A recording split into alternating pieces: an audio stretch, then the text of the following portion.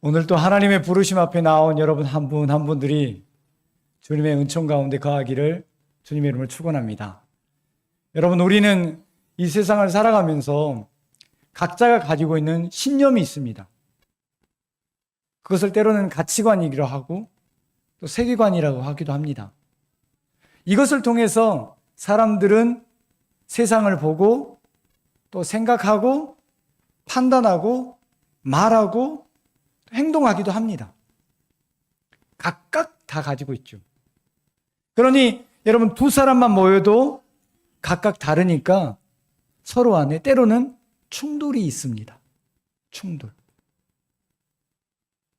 이것이 만약 기업에 이런 일이 발생하면 어떤 일이 발생할까요? 노사의 갈등이 벌어지죠. 그래서 크게 파업을 하기도 합니다. 혹은 만약에 국가와 국가 간에 이런 일이 발생한다면 어떤 일이 벌어질까요? 전쟁이 벌어지죠. 가족과 친구들에게 만약에 벌어진다면 어떨까요? 의가 상할 수 있고, 가족이지만 때로는 나 몰라라 하는 그런 형제가 있고, 또 부모와 이런 관계로 바꿀 수 있습니다. 여러분, 이런 의견 차이가 있을 때 여러분은 어떻게 하십니까? 조직과 기관, 인간관계에서 가장 필요한 것이 있다면 그것은 바로 커뮤니케이션입니다. 서로 자신의 뜻을 얘기하고 또 누군가의 뜻을 들어줄 때 우리는 거기 안에서 서로 안의 의견 충돌이 서로 공감이 되고 이해가 되고 하면서 그것들을 무마시키기도 하고, 때로는 그 일들을 서로 이해할 수 있으면서 그런 어려움들을 풀어갈 수 있는 것입니다. 여러분, 오늘 우리는 교회라고 하는 주님의 백성, 하나님의 백성으로서 우리는 이 자리에 모였습니다. 하나님의 백성으로 있지만 각각 가지고 있는 신앙관이 다를 수 있습니다. 자기가 바라보는 신앙의 길이 다를 수 있습니다. 그런다면 이 교회 안에서는 어떤 일이 발생할 수 있을까요? 각각 교회에서도 사람들을 바라보고 서로 신앙생활 하지만 각각 틀릴 수 있습니다. 그래서 때로는 저 사람은, 저분은, 저 집사님은, 저 권사님은, 장로님은, 혹은 목회자는 이라고 얘기할 수 있으면서 우리가 각각 자기의 시각으로 그들을 이야기하고 때로는 말하며 때로는 행동하며 때로는 판단하며 때로는 당을 짓기도 하죠. 우리는 이와 같은 일들이 발생할 때 어떻게 해야 할까요? 하나님의 백성으로서 우리가 가장 먼저 해야 할 것이 있다면 그것은 바로 하나님과 나와의 관계가 먼저 설정이 되어야 합니다. 하나님과 나와의 관계가 서로 커뮤니케이션 하면서 의사소통하면서 올바로 되기 시작할 때 하나님의 백성으로서 나와 하나님과의 관계가 올바로 세워질 수 있습니다. 뿐만 아니라 우리는 하나님의 백성으로서 누군가와 누군가 내 옆에 있는 사람이 있기에 나와 내 옆에 있는 성도와의 관계가 명확히 잘 설정이 되어야 합니다. 그렇게 되지 않는다면 우리는 하나님의 사명을 감당할 수 없고 내가 이루어낼 수 없는 사람이 될 뿐 아니라 또 우리 공동체에게 주신 하나님의 거룩한 사역들을 이루어낼 수 없는 교회가 될 수 있습니다. 사랑하는 성도 여러분, 저와 여러분 안에 하나님과의 바른 관계가 형성되기를 주님의 이름으로 축원합니다. 이 일들을 통해서 저와 여러분이 하나님이 부르시는 그날까지 온전한 하나님의 사명자로 살아가기를 소망합니다.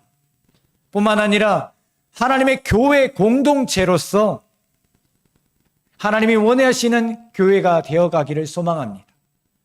그런다면 우리와 우리 가운데 있는 모든 것들이 하나 되고 서로 협력하고 함께 되어지기를 주님의 이름으로 축원합니다.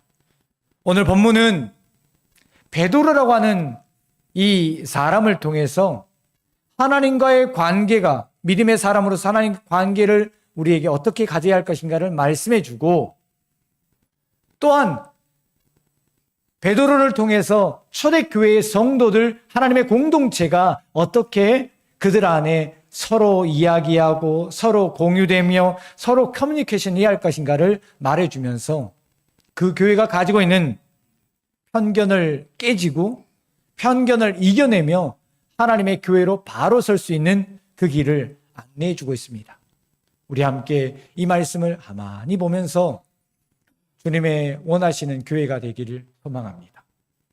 먼저 우리는 오늘 본문의 말씀은 보진 않았지만 사실 이 말씀은 11장 1절부터 해서 18절까지 보아야 합니다.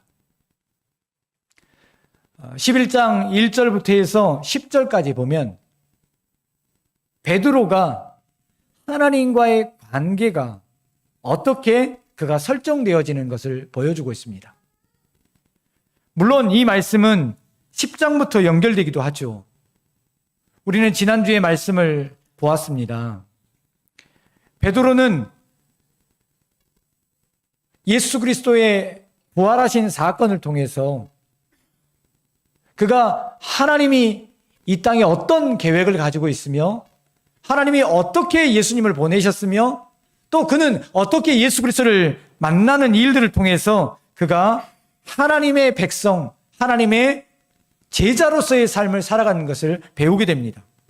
10장 34절과 35절의 말씀을 가만히 한번 묵상해 봅시다. 여기에는 이렇게 기록하고 있습니다. 베드로가 입을 열어 말하되 내가 참으로 하나님은 사람의 외모를 보지 아니하신다. 또한 하나님은 각 나라 중에서 하나님을 경외하며 하나님의 의를 행하는 사람을 받고 그를 찾으시며 그를 사용하신다라고 베드로는 고백하고 있습니다. 그는 유대인으로서 그는 히브리파 유대인으로서 그의 선민이라고 하는 이것을 굉장히 중요하게 여겼습니다. 그래서 이방인들과 이야기하지 않았고 이방인들에게 복음을 전하는 것을 주저주저 했습니다. 그런데 고넬료라고 하는 이 사람의 사건을 그가 경험하면서 그는 놀랍게 하나님에 대한 생각들이 바뀌어져 가기 시작했습니다. 어떤 것이었습니까? 하나님이 그에게 환상을 하나 보여주셨습니다. 보자기가 그 앞에 기도하는 가운데 내려왔습니다. 근데 그 보자기 안에는 구약에서 레위기서에서 보았던 그 말씀처럼 먹지 못할 짐승들이었고 음식들이었습니다. 그런데 하나님께서 이것을 한번 보여주시고 하나님 이것을 절대 못 먹습니다라고 말했을 때 또다시 보여주시고 또다시 보여주면서 하나님께서는 이 모든 것들을 먹게 하실 뿐 아니라 하나님께서는 이 일들에 대해서 감당케 하신다라고 그에게 환상의 일들로서 말씀해 주셨습니다. 이 일은 다름 아닌 이스라엘 사람들에게만 복음이 전파되는 것이 아니라 이 땅에 들어와 있는 고넬료, 하나님을 예배하기를 원했던 이 고넬료에게 베드로를 통해서 복음을 전하게 하셨던 하나님의 놀라운 환상과 그의 응답이었던 것을 보면서 우리 하나님은 이스라엘 사람들만 선택한 것이 아니라 온 열방에 있는 모든 사람들을 선택하고 그들에게 복음을 전하기를 원하고 그들이 예수 그리스도를 알면서 하나님께 나아가기를 원한다라고 하는 것을 그가 알게 된 것입니다. 그가 하나님을 알아가는 지식이 점점 넓혀지게 되었던 것이에요. 그러면서 하나님에 대한 그의 생각들은 바뀌었고 하나님을 하나님 되게 고백할 수 있었으며 그는 그 일들을 통해서 자신의 사명을 더 명확히 알게 되었습니다. 우리가 지난주에 말씀을 보았던 것처럼 39절에 보면 이렇게 증언하고 있습니다. 우리는 유대인의 땅과 예루살렘에서 그가 행하신 모든 일의 증인이라.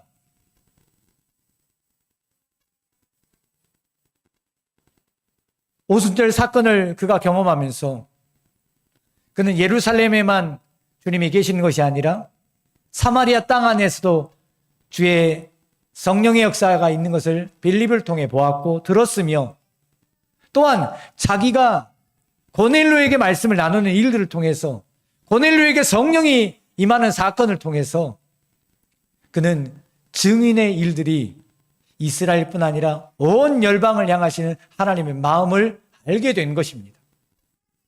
그런 일들을 통해서 그는 이제 증인이 이스라엘만이 아니라 온 열방을 향해서 나아가시는 하나님의 계획하심을 알게 되고 거기에 순응하는 일들을 보게 된 것입니다.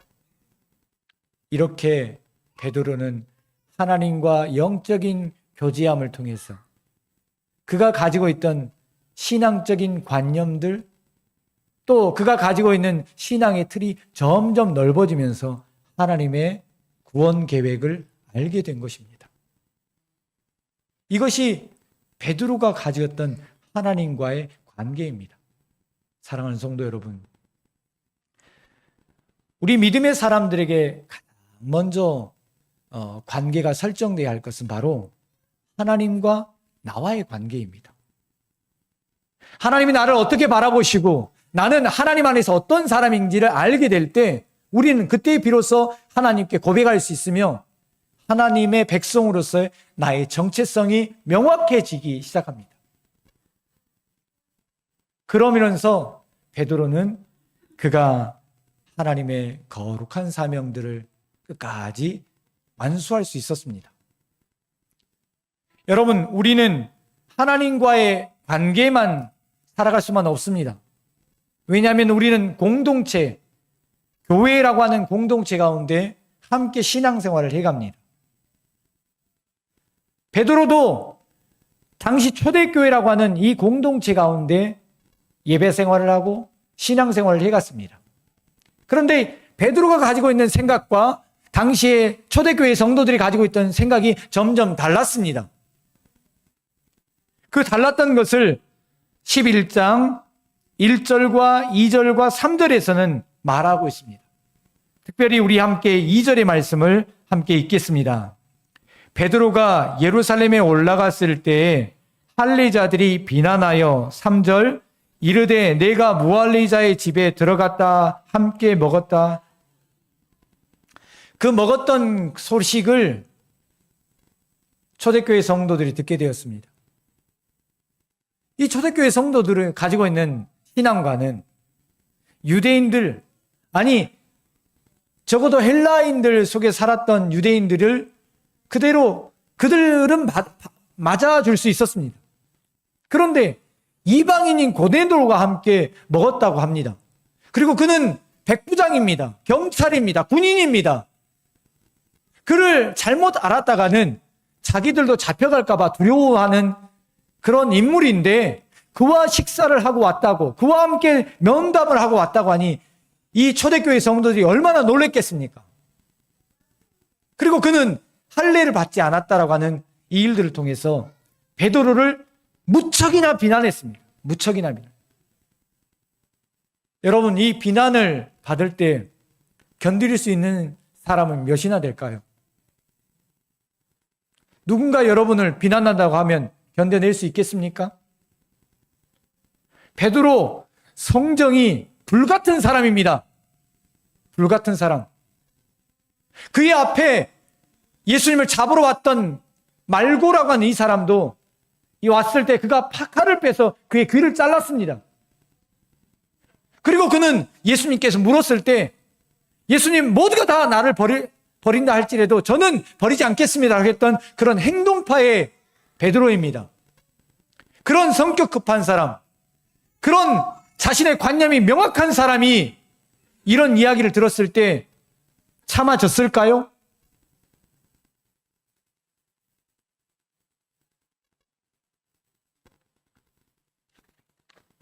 그런데 베드로는 여기에 있어서 이런 비난을 받았을 때 왈가왈부하지 않습니다.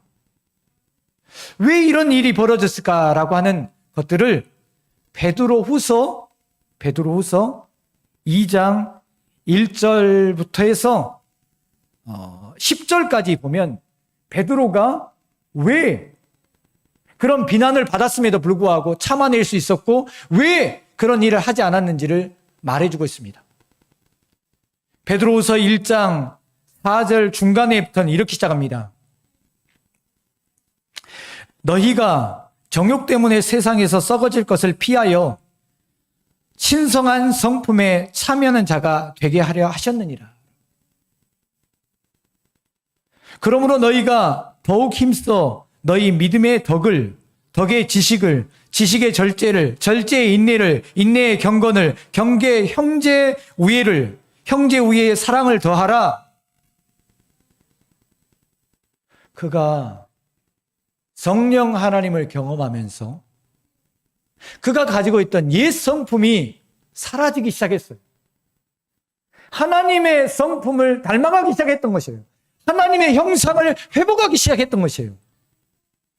신앙이 자라고 성숙하면 그 안에 있는 생각과 말뿐 아니라 성품까지도, 행동까지도 하나님을 닮아간다는 것을 보여주고 있습니다. 그 성격 급한 이 베드로가 온유해졌습니다. 절제하기 시작했습니다. 비난하는 사람을 사랑하게 되었습니다. 그들을 품게 되었습니다. 그들을 목양하기 시작했습니다. 그들을 가르치기 시작했습니다.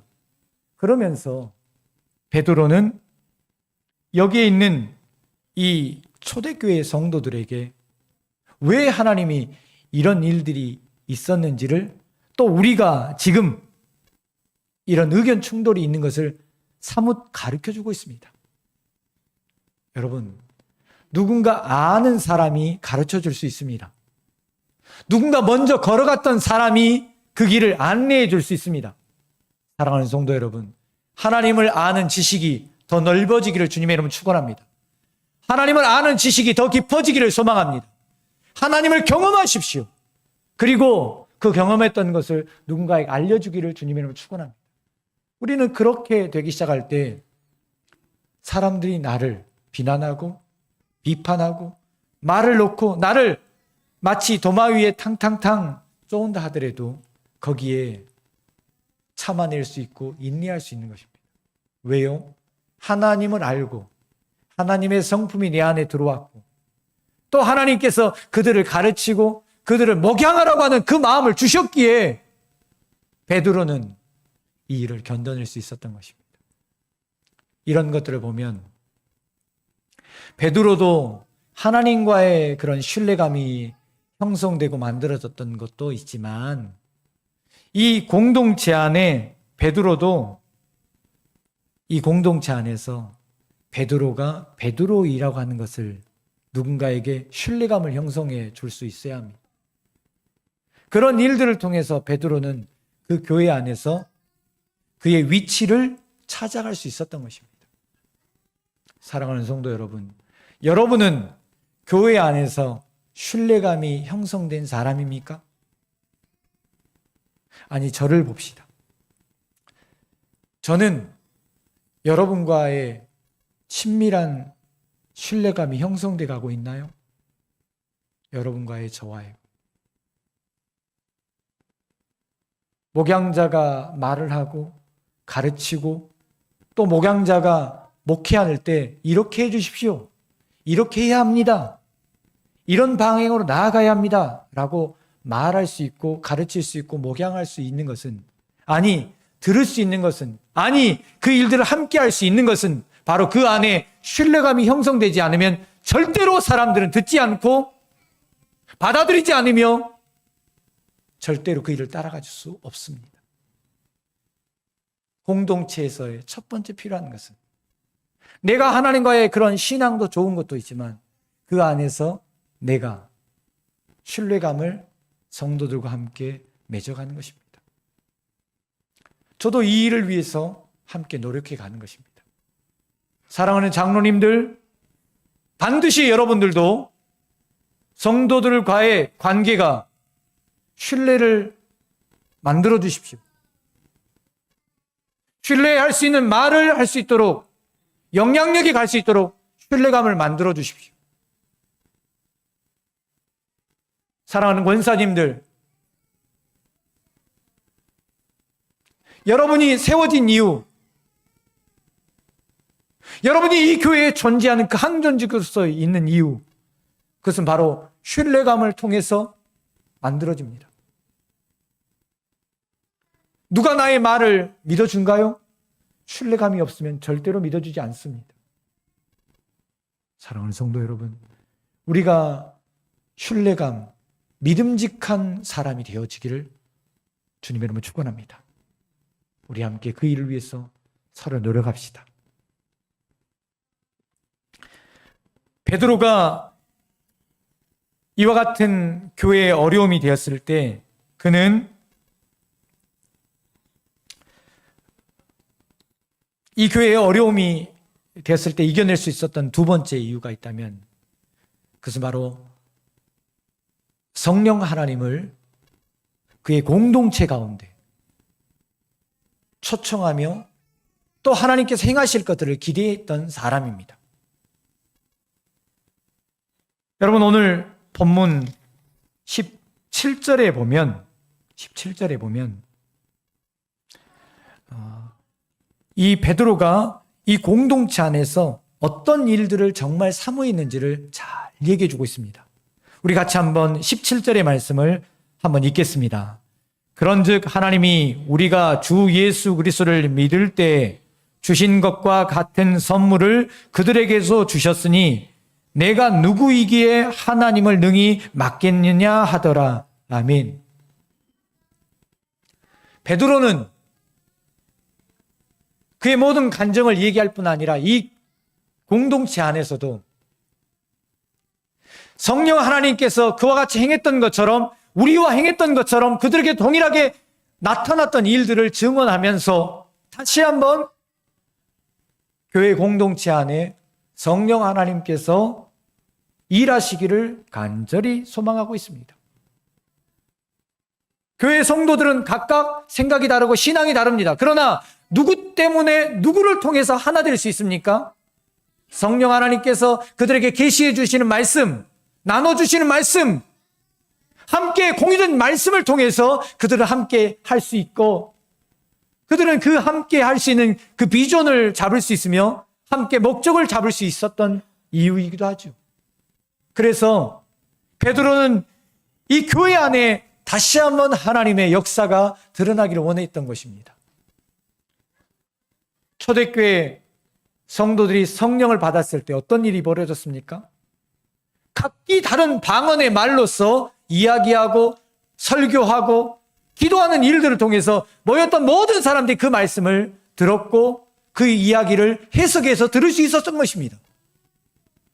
이것은 동일하게 해도 성령의 일들은 그때뿐 아니라 이 지금에도 있을 때 성도들이 가지고 있는 생각이 나눠졌던 것들이 하나 될 수 있는 것입니다. 오늘 우리의 교회가 함께 여러 가지 일들을 해갈 때 각기 다 다를 수 있습니다. 생각이 다 다를 수 있습니다.